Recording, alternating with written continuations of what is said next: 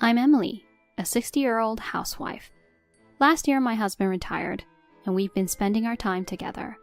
But I felt it was a waste to do nothing at home, so recently I started working a part-time cleaning job in the mornings. I want to work and earn money while my body still allows. Besides, working outside allows me to interact with various people and helps alleviate loneliness. Emily, here you go. We had a lot of bell peppers and eggplants in the garden, so I'm sharing some with you. Wow, thank you so much. I'm so happy to receive so much. At the cleaning job, there were many people around my age, and I could talk about various things. Some were like me, having too much time on their hands, while others had 10 grandchildren and were quite busy. There was never a shortage of conversation topics, and I always enjoyed my time at work. I have 2 children of my own. My eldest son, John, works for a major automobile manufacturer. He has always loved cars and has said since he was a child that he wanted to work in the automotive industry. 6 years ago, he married Rose, a woman he met through an acquaintance, and now they have a 5-year-old daughter, Julia. Julia was born with a disability in her legs and has been living in a wheelchair. When she was little, it was difficult to find a nursery school for her, and I often took care of her. Initially, she seemed lonely, but now she says she looks forward to seeing me. She has big round eyes and adorable brown hair that's naturally curly.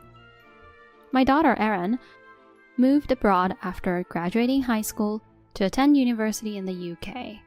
She married a British man and now lives in New York. I'm proud of how well she's grown up. That's how my life has been, quite peaceful, but recently I've been facing a certain problem. It's about my eldest son and his wife. When I finish work and check my phone, there are several missed calls from my son. Hello, what's happened? Mom? Sorry for the sudden request, but can you take care of Julia? Both Rose and I are busy with work and can't look after her. The call was about suddenly needing me to take care of Julia. That's fine, but I just finished work and can't get there immediately. Even if I hurry, it'll take at least 30 minutes. That's okay. Then, see you in 30 minutes. Saying that, my son quickly ended the call. Lately, I've been getting a lot of calls from my son asking to take care of Julia. Rose works the same part-time job as me, yet she often leaves Julia with me even on her days off. According to Rose, it's because taking care of Julia, who needs a wheelchair, is tough. Indeed, caring for a child in a wheelchair might require a lot of physical strength.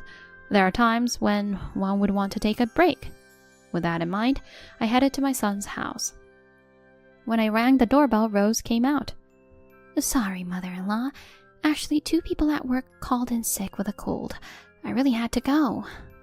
I see. That's tough. I'll look after Julia, so you go ahead and focus on your work. Thank you. Well, I'm off then. Not only was the increase in calls for my son concerning, but I also felt a certain discomfort towards Rose. Rose's job is supposed to be in a restaurant. Restaurants usually have strict rules about makeup, hair color, and nails. But lately, Rose's makeup has been heavy, her hair color bright, and she even has subtle nail polish.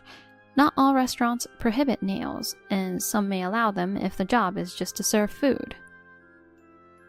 Maybe my way of thinking is outdated. I couldn't help but mutter to myself. Julia, Grandma is here. Julia? What happened? That bruise? I was surprised to see a large bandage beside her eye and couldn't help but raise my voice. I fell from my wheelchair earlier and hit the table. Fell? Were you trying to reach for something? Yeah, that's when I fell. Julia was smiling while saying this, but she seemed pale. Could she have hit her head? I decided to ask my son about Julia's injury. Yeah, I heard from Rose. Apparently, a butterfly flew into the room while she was doing laundry, and she fell from her wheelchair trying to chase it. A butterfly? But I thought Julia didn't like insects. Did she really chase after a butterfly? I don't know. Girls her age change their minds frequently, don't they? But she looks pale. Shouldn't we take her to the hospital? For something like that? No need to go to the hospital. It'll heal on its own. If she throws up or faints, then we'll take her. Otherwise, it's fine. After saying that, my son, citing his busy work schedule, hung up. Doesn't he worry about his daughter's injury, whether a scar will remain on her face, or if her condition might worsen? Julia, if you feel sick, tell Grandma, okay? I'll take you to the hospital right away. Thank you, Grandma. When I went to the kitchen, I found that nothing had been prepared for Julia's meal. Looking in the fridge, there wasn't much food. Julia, let's go to the supermarket nearby with Grandma. I'll push the wheelchair for you. Thank you. I'm excited to go out. The supermarket was just a 5-minute walk from my son and daughter-in-law's house. Pushing the wheelchair wasn't a hassle for me. Julia said she wanted to eat omelette today, so we went out to buy the ingredients. As soon as we entered the supermarket, Julia's eyes sparkled, and she looked around excitedly. Wow, there are so many delicious things. I haven't been out much recently, so this is fun. What? You haven't been out? What has your mom been doing? When I asked this, Julia briefly averted her eyes. Perhaps there was something she felt she shouldn't say. Lately, both Dad and Mom have been busy with work, so we don't get to go out much. Julia's voice was soft, and she sounded a bit sad. I see. You must feel lonely. If Grandma is okay, I can take you out any time. Hearing this, Julia's face lit up again, and she answered with a yes. When we got home, I made omelette for Julia. I used to make it often for my children, so I'm quite good at it. I topped it with fluffy eggs and drew a little ketchup art. Here's your omelette. Be careful, it's hot. It looks delicious. Thank you. Julia devoured the omelette I made. She must have been very hungry. She finished it quickly. Since she was still hungry, I made a second omelette for her. I wondered where all this food was going in her small body. Anyway, I was really glad to see her eat so much. Around 8 p.m., my son came home. Julia had already bathed and was fast asleep. Sorry, Mom. You can go home now. I'll take it from here. Okay. I have work tomorrow too. I can't answer the phone during work, remember? As I was about to leave, something Julia said earlier crossed my mind, and I turned to John. It's good to work hard, but remember to also spend some time with Julia, okay? What do you mean? Today, when we went shopping at the supermarket, Julia said that she doesn't go out much with Rose. Remember to spend more time with Julia. With that, I left my son's house. At that time, I casually mentioned this, simply hoping my son would spend more time with Julia. But since that day, I found it difficult to see Julia. I had received a lot of mandarins from a coworker and thought of sharing some with my son and his wife, so I tried to contact them. Hello, John. I got a lot of mandarins from someone at work today. I thought I'd share some with you. Sorry, I'm busy with work. Maybe some other time. With that, he abruptly ended the call. Even when I contacted Rose, I got the same response about being busy with work.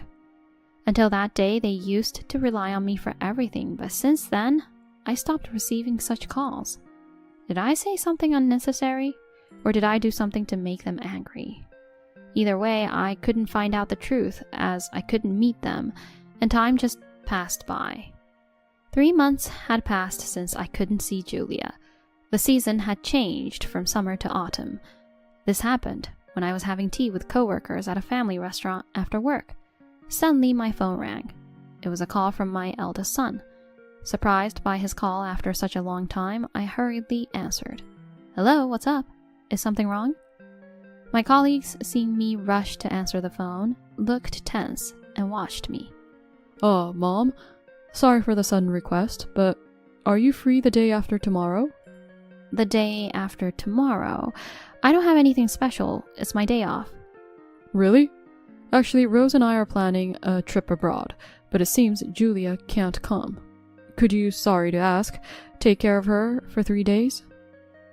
I answered the phone thinking something might have happened, but it was just a request to look after Julia like before. Of course, that's fine. However, I have work that day, so I'll ask my sister to help. Is that okay? Auntie? was fine. I'll leave the key in the usual place. Got it then. Bye. After hanging up, I let out a sigh of relief. I had been worried, thinking something might have happened since there was no contact for a while. It turns out they just needed someone to take care of Julia for 3 days, which is no trouble at all. I was happy at the thought of seeing my granddaughter again after such a long time. 2 days later, I loaded the car with lots of groceries and headed to my son and daughter-in-law's house. Using the key hidden in its usual spot, I entered their home. "Julia, Grandma is here!" I called out as I opened the front door, but there was no response. Thinking she might be sleeping, I headed to the living room, only to let out a scream-like sound at the sight that greeted me. "Julia, what happened? What's going on?" Julia was indeed there in the living room, but she was different from the last time I saw her, looking thin and pale. Her hair was unkempt, and her clothes were dirty, as if she hadn't bathed. "Grandma, you came. Sorry I'm so dirty." Julia gave me a weak smile upon seeing me. Shocked by her condition, I hurriedly called my son. "What's going on? Why is Julia bedridden? She's pale and thin." I couldn't help raising my voice in shock, despite Julia being right beside me. "Oh, she's been a bit willful lately. I told her if she's going to be that way, she needs to take care of herself." "But to leave your daughter in such a state and go on a trip? You're her parent, aren't you? Don't you care?" I couldn't believe what I was hearing and became emotional. To think they would leave their bedridden child and go on an overseas trip so carefree. I was furious at his insensitivity.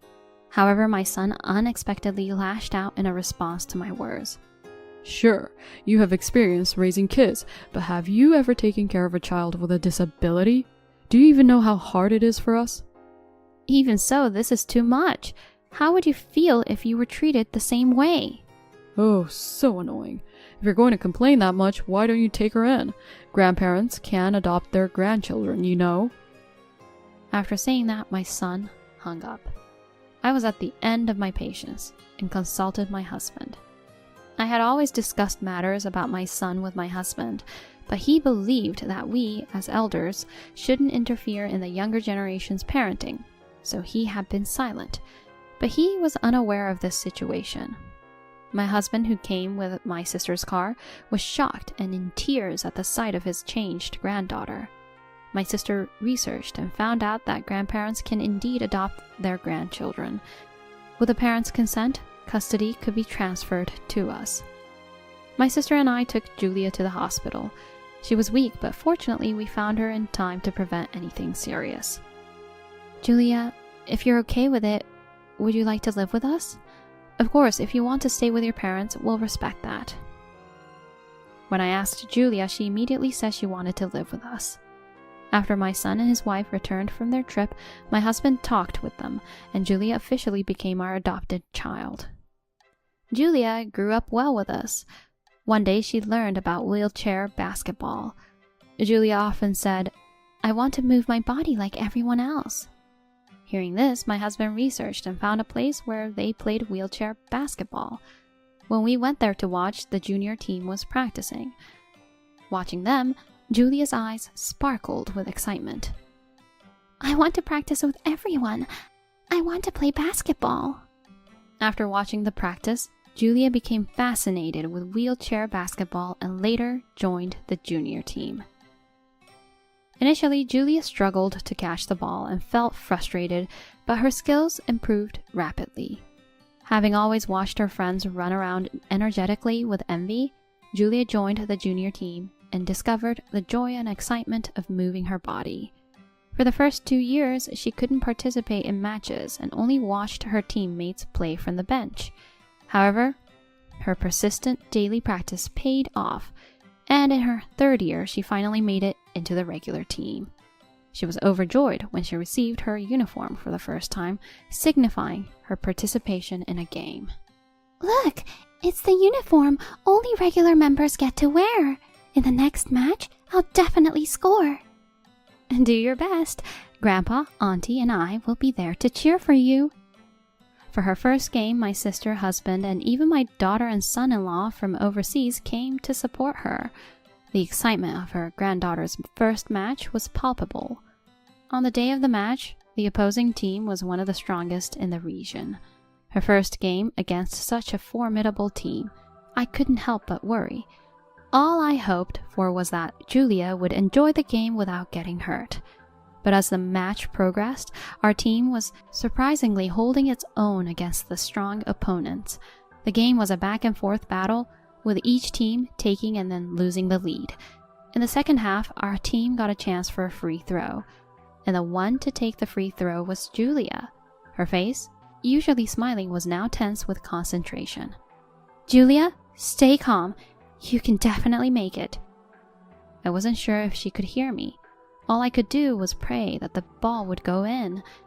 As the ball left Julia's hands, it went straight into the goal net. The moment her shot was successful, cheers erupted from our side of the stands. This ignited her confidence, and she aggressively went after the ball. Again and again, she shot towards the goal net. The tentative movements from the first half were gone, replaced by assertive play in the second. Time flew by, and the final whistle of the match blew. The result was a victory for Julia's team. They had won their first match, and against a strong team no less. This was a significant victory for the team. After the match, a large number of reporters gathered around her. Her performance in her first game was remarkable, fearlessly attacking time and again against a strong team. This event was even broadcasted on local news. At school, her friends said things like, "I saw you on the news yesterday," and "You were so cool." She was delighted by these comments, which fueled her enthusiasm for practice even more. My husband and I, as well as my sister and daughter's family who came to support, all cheered for Julia with all our might. Although my daughter's family lives overseas, they came to support whenever they could. Amidst the support atmosphere for Julia, I received a call after several years from a certain person. The caller was none other than my son, John. At first, I hesitated to answer, but the phone would ring, stop, and ring again. After repeated calls like this, I reluctantly answered, and then I heard my son's nonchalant voice. "It's been a while, Mom. How have you been?" "What do you want now? There's nothing left to talk about with you." "Don't be like that. We're family, right? By the way, how's Julia? I saw her on the news, and I was shocked." "She's doing very well. She's working hard at basketball." "Right? I was so surprised to see her, who used to just sit around at home, now excelling in basketball.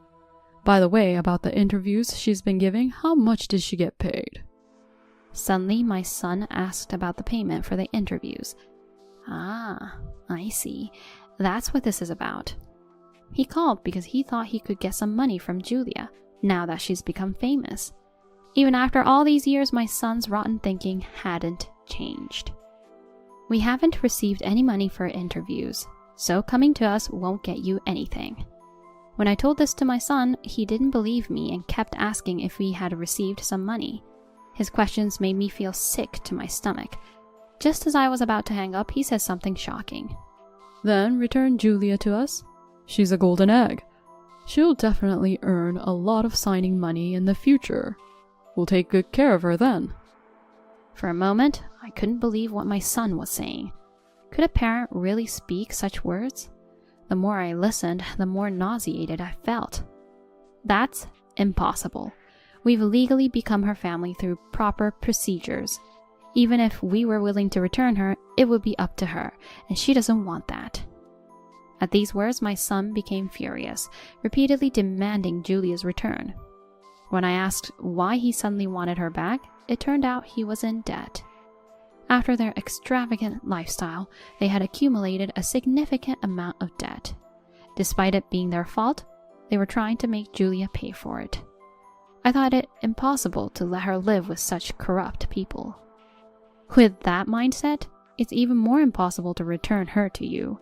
Please, don't contact us anymore. It's a nuisance. Saying this, I hung up the phone. Julia, who had overheard the conversation, gave me a weak smile. "They haven't changed, have they? I'll never go back to people like that. I'm sorry you had to go through this. My own son, he's such a disgrace. As I said this weekly, Julia came close to me. Don't say that. I'm here because of Grandpa and Grandma and the aunts who supported me, so I will never go back to them. Julia's face, now firm and confident, was completely different from when I first took her in. 2 days after I blocked my son's calls, he and his wife showed up where Julia was practicing. Everyone was surprised to see unfamiliar adults walk into the practice session. Julia, it's been a while. Sorry for leaving you alone for so long. But it's okay now, right?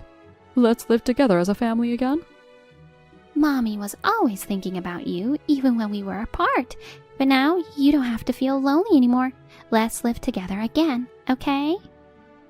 Everyone around was stunned by their remarks. Amidst the bizarre atmosphere, Julia stepped forward and said, Thanks for coming, but my parents aren't you two anymore. They're Grandma and Grandpa. I don't want to live with you, so please, go back. Hearing this, her parents were shocked. They seemed to have expected Julia to be happy and willing to return with them. But Julia boldly declared in front of everyone that she would not live with them. Her parents panicked and tried to persuade their biological daughter. However, she refused to listen, and in desperation, my son forcibly grabbed Julia's hand, attempting to take her to their car. Seeing Julia's reluctance, the coach, sensing danger, called the police. The arriving officers took my son and his wife to the station for questioning. Later, I received a call from the coach explaining what had happened. Thankfully, I had previously informed the coach about Julia's complicated background, and I was grateful for their decision to call the police. Subsequently, a restraining order was issued against my son and his wife, preventing them from approaching us. They had planned to take Julia back, seeing her as a golden goose, but their plan failed miserably. According to the police, their debt amounted to $60,000, a sum that would be difficult to repay. Even though they were my son and his wife, they faced difficulties at their workplace after being taken away by the police and found it hard to stay. My son resigned, and now they both work as temporary employees. They struggle with maintaining relationships at work and have been frequently changing jobs. Meanwhile, Julia continued to excel, leading her team to victory. After the tournament, she started receiving offers from professional teams. Time passed, and now she's in a professional team practicing harder than ever. Welcome back. How's practice? I'm home. It was really tough. My legs and arms are so sore, but I'm working hard to contribute to the team as soon as possible. The amount of practice she does is incomparably more than what she did in the junior team, but her face always shines brightly. I often think about what her life would have been like if I hadn't found her that day, thin and bedridden, if I hadn't taken her in. The more I think about it, the more horrifying it seems, and I don't regret the courageous decision I made. Hearing her express similar feelings reassures me that it was the right choice. As long as I'm able, I want to continue going to her matches and cheering for her play.